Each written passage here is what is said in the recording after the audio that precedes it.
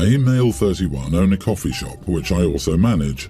I have a university degree but have no interest in pursuing a career in what I studied. I'm not living off my parents' money. I'm living off money from my great-great-grandfather. I bought the coffee shop because I liked working in one when I was in college, and I like providing a good place for people to work where they're not expected to put up with any crap from customers. I was dating a woman I met through friends. She works in banking and does very well for herself. She's beautiful and smart, probably smarter than me. She knows I have a degree and that I'm the manager of a coffee shop. She said it didn't bug her, but then it did.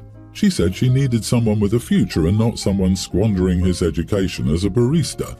My family never discusses money with people. It gets awkward. We also don't splash it around, but none of us need to work or get educated, really. My little brother always joked about buying a villa when he got his trust fund and lying in bed while sturdy women rolled him around with kayak paddles so he didn't get bed sores. He got his teaching degree and is happy as an elementary school teacher. She broke up with me because she couldn't see a future where she was the breadwinner and I stayed home with the kids. I said I understood and let her go without much of an argument. Then, about 18 months later, I met a woman at work. She's a regular and she's perfect. She's a law student and she started late after serving in the military. We're getting married this summer. I invited my friends, obviously, and it got back to my ex that I was getting married. She texted me to congratulate me and asked if I was registered anywhere. I told her I appreciated her congratulations, but that if she wanted to gift us anything, she could donate to an organisation in our name since we didn't need anything. She said I should swallow my pride and just accept a gift from an old friend. I told her that anything she chose to give us would be welcome and we would be thankful. I guess she went to my friends and found the registry. She texted me again and said that my registry was ridiculous and that I was greedy asking for such expensive stuff. I told her that my mom had done the registry and that if she wanted, she could just put money towards one of the gifts. A week later, she came by the coffee shop and had a printout of some stuff. She asked to talk to me privately, so I took a break and sat down with her. She had printed out screenshots of my registry with most of the expensive gifts already taken. She asked me who was buying me all this stuff. I said it was just friends and family. Then she pulled out a bio of my grandmother, whom she'd met when we were visiting Florida. She asked if it was the same woman. I said yes, but please don't tell people about my family.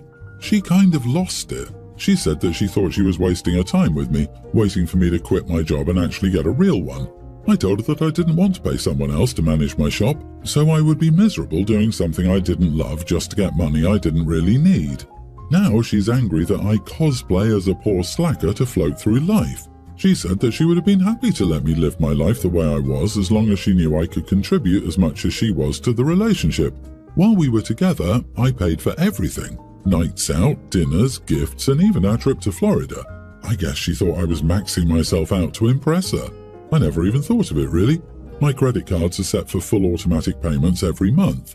She told our mutual friends about my family and they're conflicted. Some knew, but we were polite and didn't say anything.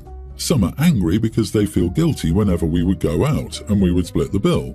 I guess they too thought I was just flashing my barista tips to fit in with the group.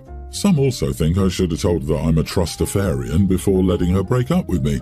Am I the idiot for tricking my ex-girlfriend into breaking up with me and moving on? Not the idiot. I can see that she wanted to be with someone who would put equality into the relationship. I think that's fair enough. But if she did think you were maxing yourself out on credit cards, why not say something? She's a gold digger who screwed up for herself, and any friends who start acting weird now they know the truth aren't your friends either. Agree. And her contacting you just reeks of her thinking she was the best thing you would ever get, and she wanted to buy you the most expensive thing on the list to feel good about herself and then see these expensive gifts. Your instincts knew she wasn't the right person for you, and that's why you never told her about your money. I'm speechless at the fact that she's an ex, yet she felt the need to print out the registry list and berate you about it. She not only sounds like a gold digger, but the fact that she dug to find out more about your financial situation way after you split up and are engaged is pretty crazy. To be honest, you dodged a bullet. Gold digger is mad that she missed her jackpot. A true digger for gold would have done better diligence while she was still dating the guy. She's just a clown. OP, I'd love to own my own coffee shop. If something makes you happy and you can afford to do it, there's nothing wrong with it as a career. Start a chain, overtake Starbucks. Let her see your logo all over the world. Show her you can be successful without her BS. Congratulations on your upcoming nuptials. I, 29 female, am getting married in 5 months and have struggled to find a wedding dress I like. I've been to lots of stores, looked online and tried everything. I told my co-worker Lily, 30 female, and she suggested I go to see her sister-in-law Ruby, 23, who custom-made her wedding dress. Ruby is very talented and helped design my dream dress and gave me constant updates to make sure it was what I wanted at every step of the designing and sewing process. She even allowed me to alter the design later and change some details of the dress. We discussed prices and agreed on Ruby's rate at the start of the process, and she informed me that any alterations would be included in her flat rate. I paid in installments and the last 50% at the end. I collected my dress last week, paid the rest of the bill, and thanked Ruby for all her help and expertise. I even left a glowing review and told her I would recommend her to my friends. Lily reached out to me on Ruby's behalf yesterday to ask about the dress, and I praised Ruby for her help. Then, Lily asked if I liked the dress so much and why I didn't tip her. Ruby felt too awkward to ask, and Lily said I took advantage of her services and should have tipped because of the extensive work Ruby had done for me, including the free alterations. She went on to say that custom wedding dresses are usually way more expensive, but as Lily had mentioned, we were friends to Ruby and Ruby had given me a discount and included my alterations for free. I was shocked to get a passive-aggressive message from Lily on Ruby's behalf, so I wrote back to say that this was highly unprofessional and that, as she's the only one working, she could have just adjusted her prices to include the tip, rather than expect the customer to pay after the service finished. I've never had anything custom made before, so I don't know if it is standard to tip, but I'm not sure if I'm in the wrong. Not the idiot, but both Lily and Ruby are. If Ruby gave you a discount, steep or otherwise, that's on her. You didn't force her hand. She shouldn't have expected you to make up the difference in an unspecified tip that you were mysteriously supposed to be aware of. It was nice of you to write a glowing review for her. You should ask her for a tip too. Geez, tipping culture is out of control. You agreed on a price and she delivered. You don't tip on bespoke dresses, you pay a premium for having a bespoke dress.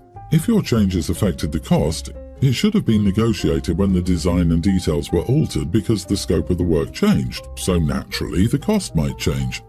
I have never heard of tipping a professional. Service workers, yes, and that is customary. I don't tip my lawyer, mechanic, doctor, contractor, or anyone else who's a professional either.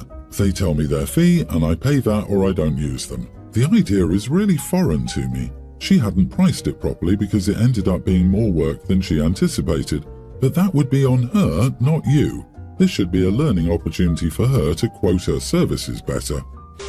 This happened to my, female 26, husband's sister, 31. She got married last week. Please don't think of this as bragging. I've always been considered physically pretty. People have always told me that. It has its perks and its cons. I had a hard time because of this when I was at school because, let's say that I was a stereotypical cheerleader. My point with this is that other people often only paid attention to me because of my appearance or thought everything I did was against them. This was a big issue amongst girls, which might have something to do with this as well. So, on to the conflict. My husband and I got invited to the wedding at a very fancy location. It was truly a very beautiful wedding, so I decided to dress up a little bit. I had a baby 3 months ago. I wore a dress with cleavage. When she and her husband were busy catching up with friends, some family members came and complimented my outfit with the always so necessary comment about how good I look because I've lost most of my baby weight. You know how much people like to talk about that. Then the other incident was because we didn't bring our baby with us to the wedding. One of my friends was babysitting for us since she lives nearby. He only breastfeeds, so she had to drive him twice so I could feed him. The first time was when they were giving speeches, so I went to the car, breastfed him, and she left. Then, the second time, some people wanted to see the baby, so as we were outside because of the music, some of our family came to greet my baby. My other sister-in-law posted photos of the wedding. She posted one of me and her, which said, "With the prettiest doll," because she calls me Barbie sometimes. My sister-in-law thought that was very nasty. She posted on Instagram saying that no matter what, some people always want to shine brighter than others and steal the spotlight, even on special occasions. I saw that and I sent her a text like, "Hey, is everything okay?" She didn't answer that day, but the next, saying that I couldn't possibly be this tone deaf and that the post was about me. I was like, what? And she said that because people were posting and talking about how pretty I looked at her wedding, how good I look, how lucky my husband is, how pretty my baby is. You get the idea. I told her, sorry, but I don't see how that has anything to do with me. She said that I was doing this on purpose, and to back up her argument, she said that in the photo I posted, people were commenting on that kind of stuff. She insists that I wanted to outshine her by basically looking prettier and having people coo at my baby. So I think this might just be that female competition because I've seen it other times.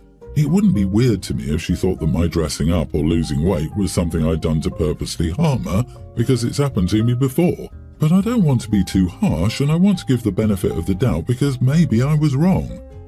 Not the idiot. I will never understand why women are so damn competitive and get upset with people for not being 100% attentive to the bride on her wedding day. Your baby never came into the wedding or reception. You went outside to deal with it. If you went outside and someone saw the baby, okay. If there was a lull in the reception, people were allowed to go outside. I've been to receptions where people went to smoke or check out the grounds, etc. It's not like everyone stayed in one place all day. I'm being mad because people saw a baby. This is so ridiculous. People socialize at weddings, catching up with friends and relatives. There are reunions. No one spends the entire night sitting and staring at the bride and groom. Your sister-in-law obviously has insecurities. OP, it sounds like it's easier to be angry at you than the people who put value on looks and weight. You didn't decide to be pretty, your weight is nobody's business, but it's easier to make you the villain than to be angry at everyone else. I'm sorry I'm so pretty, it's such a burden. Oh, sometimes I wish I looked like all the plain people like you. Your life must be so simple.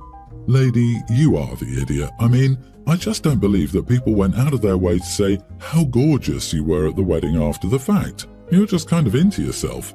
Don't forget how quickly I lost my baby weight too. I also feel like OP is omitting some background here to explain the upset, especially as sister-in-law called her tone deaf. Every bride deserves to feel like the most beautiful, important woman on their wedding day, and whether it was meant to or not, the attire of choice took that from her.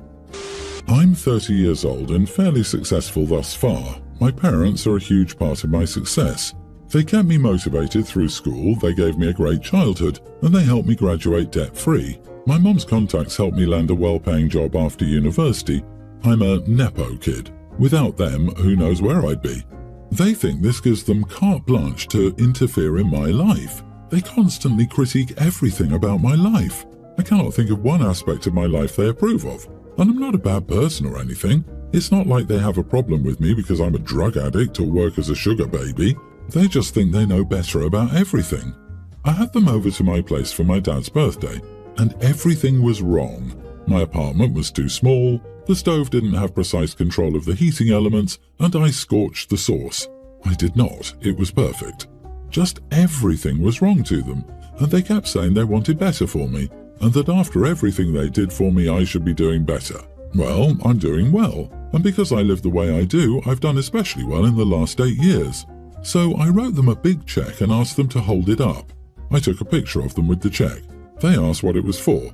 I said it was for everything they had wasted on me since they thought I had failed, so I'm refunding them. I told them I loved them and appreciated their help, but now that they were paid back, they could keep their opinions to themselves and out of my apartment. They got huffy and left. I heard from my brother that they were angry that I did that. I don't really care. I just want them to accept that I don't owe it to them to live my life how they want. Not the idiot. If your parents were supportive and loving, they would encourage you instead of criticizing you. It's great they helped you growing up, but that's actually what parents are supposed to do.